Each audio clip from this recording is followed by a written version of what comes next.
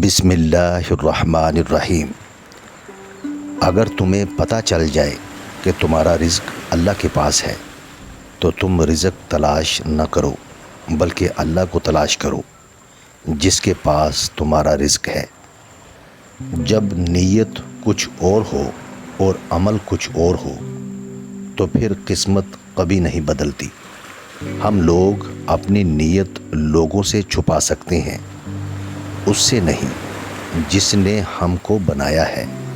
بعض اوقات راستہ صاف نظر آتا ہے لیکن اس کے نیچے جال ہوتا ہے۔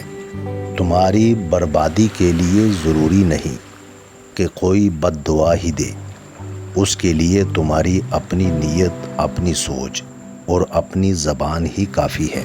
میں رب سے ڈرتا ہوں اور رب کے بعد اس شخص سے ڈرتا ہوں جو رب سے نہیں ڈرتا۔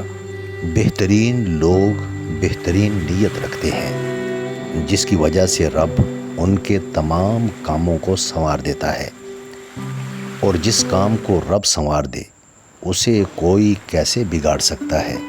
اگر تم خدا کو دیکھنا چاہتے ہو تو اس کا ایک طریقہ ہے کہ تم اپنے دل میں جھانک کے دیکھو، کیونکہ تمہارا دل ایک آئینہ ہے۔ اگر یہ بدی سے پاک ہو تو اس میں خدا بھی نظر آ سکتا ہے۔ جو خدا سے ڈرتا ہے اور تقوی اختیار کرتا ہے اس سے جن اور انسان سب ڈرتے ہیں، اور جو بھی اس کی طرف دیکھے گا اس پر اس مرد حق کی ہیبت غالب ہوگی۔ ٹوٹا ہوا دل خدا کی توجہ کھینچتا ہے۔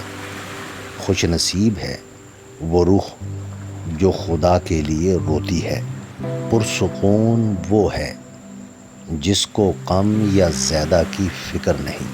ہمیں پتہ بھی نہیں ہوتا کہ ہمارا رب کس کس مقام پر ہمیں گرنے سے پہلے ہی تھام لیتا ہے۔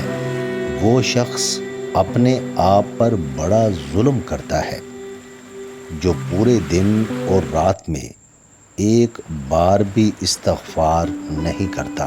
اپنے رب سے اپنی خطاؤں کی معافی مانگتے رہا کرو، کیونکہ زندگی موقع کم اور دھوکہ زیادہ دیتی ہے۔ خود کو سب سے بہتر سمجھ لینا یہ ایک ایسی بیماری ہے جو انسان کو کسی قابل نہیں چھوڑتی۔ ایک دوسرے سے بغض نہ رکھو، کیونکہ یہ ہر خیر و برکت کے زوال کا باعث ہے۔ ہر کسی کے لیے دعا کیا کرو، کیا پتہ کسی کی قسمت تمہاری دعا کا انتظار کر رہی ہو۔ سمجھدار وہ نہیں جو زیادہ پڑھا لکھا ہو، بلکہ اصل سمجھدار وہ ہے جسے یہ ہنر آتا ہو کہ کس سے کہاں، کن الفاظ اور کس لہجے میں بات کرنی ہے۔ شاخ پر بیٹھا پرندہ شاخ کی کمزوری سے نہیں ڈرتا، کیونکہ اسے اپنے پروں پہ اعتماد ہوتا ہے۔ اگر زندگی میں سکون چاہتے ہو تو کبھی کسی سے توقع مت رکھو، کیونکہ توقع کا پیالہ ہمیشہ ٹھوکروں کی زد میں رہتا ہے۔ دنیا میں دو طرح کے درد ہیں، ایک وہ درد جو آپ کو تکلیف دے اور دوسرا وہ جو آپ کو بدل دے۔ مولانا رومی رحمۃ اللہ علیہ فرماتے ہیں کہ حضرت موسیٰ علیہ السلام نے اللہ تعالیٰ سے پوچھا کہ بندے کی آپ کو کیا ادا پسند ہے کہ جس سے آپ بندے کو محبوب بنا لیتے ہیں۔ اللہ تعالیٰ نے فرمایا، اے موسیٰ، جس طرح سے 3 سال کے بچے کی ماں کسی لغزش پر کان پکڑ کر نکالتی ہے، نکل نالائق گھر سے، وہ نکالنا نہیں ہوتا بلکہ تنبیہ ہوتی ہے، تو بچہ بجائے نکلنے کے ماں کے پیر سے لپٹ کر زاروں قطار روتا ہے۔ میں اپنے بندوں سے یہی تعلق پسند کرتا ہوں کہ اگر شیطان اس سے کوئی خطا کروا دے تو یہ رو رو کر اللہ کو منا لے۔ اپنے دل کو خود سے دور نہ کرو، چاہے وہ کتنے ہی غموں سے بھرا ہو۔ خدا اپنے خزانے ٹوٹے ہوئے دلوں میں رکھتا ہے۔ تمہاری پریشانیاں تمہاری بے ادبی اور ناشکری سے جڑی ہوئی ہیں۔ روپیہ خرچ کرنا سخی کے لیے مناسب ہے، لیکن عاشق کی سخاوت اپنی جان سپرد کر دینا ہے۔ اگر تو خدا کے لیے روٹی دے گا تو تجھے روٹی ملے گی، اور اگر تو خدا کے لیے جان دے گا تو تجھے نئی جان دی جائے گی۔ عاشق کی عید محبوب کا دیدار ہے، اور یہ دیدار اسے دنیا میں 2 مرتبہ نصیب ہوتا ہے۔ پہلی بار جب اس کی میں مرتی ہے، اور دوسری بار جب وہ خود مرتا ہے۔ روئے زمین پر اکثریت میں ایسے لوگ ہیں جو دکھ، تکلیف، اذیت، فریب، دھوکہ تو انسانوں کو دیتے ہیں اور معافی اللہ سے مانگتے ہیں۔ اپنی روح کا سودا کسی بھی چیز کے ساتھ مت کرو۔ یہ واحد چیز ہے جو تم اس دنیا میں لے کر آئے ہو، اور صرف اسے ہی واپس لے کر جاؤ گے۔ ہر خیال سے خود کو خالی کر لو اور اس کے بارے میں سوچو جس نے خیال کو بنایا ہے۔ وجود وہ نہیں ہے جو بال اور کھال سے بنا ہے، وجود تو وہ روح ہے جو بال اور کھال کے بیچ میں رہتی ہے۔ بیدار کر دینے والا غم غافل کر دینے والی خوشی سے بہتر ہے۔ کبھی جو زندگی میں تھک جاؤ تو کسی کو کانوں کان خبر نہ ہونے دینا۔ لوگ ٹوٹی ہوئی عمارت کی اینٹ تک اٹھا کر لے جاتے ہیں۔ انسان جب اچھا سوچتا ہے تو اللہ خود ہی راستے بنا دیتا ہے اور مشکلیں آسان کر دیتا ہے۔ دولت مند ہونے سے انسان اپنے آپ کو بھول جاتا ہے، اور دولت نہ ہونے سے لوگ اسے بھول جاتے ہیں۔